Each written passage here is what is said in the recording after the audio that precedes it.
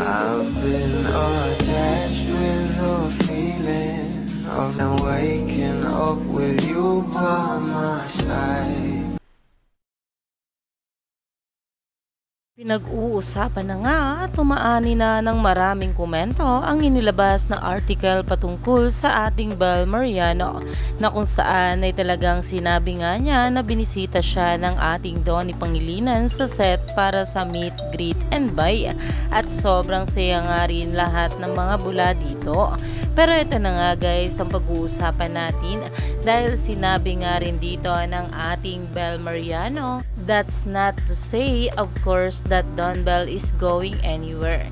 In fact, a new project for the two is already in the works. It will be after this film, she says, stopping less shift the ball, something she shouldn't.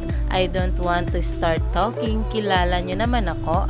Dahil alam naman natin na ito ang ating Bell minsan ay hindi nga makapagbigil at nailalabas nga rin ang mga ganaps nila ng ating Donnie Pangilinan.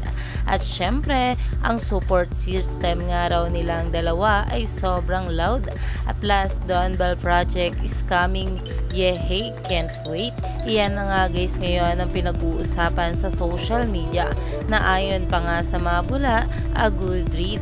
Bell talks about her dream home, ABS-CBN, Star Magic, new music, new movie, Donnie and Don Bell.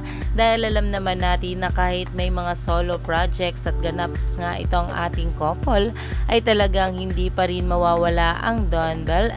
At talagang sa susunod na taon ay may aabangan nga tayong Don Bell project together na talagang inaabangan na nga ng mga bula. Kaya naman stay tuned lang tayo for more update kila Donnie at Bell sa mga susunod pa na ayuda.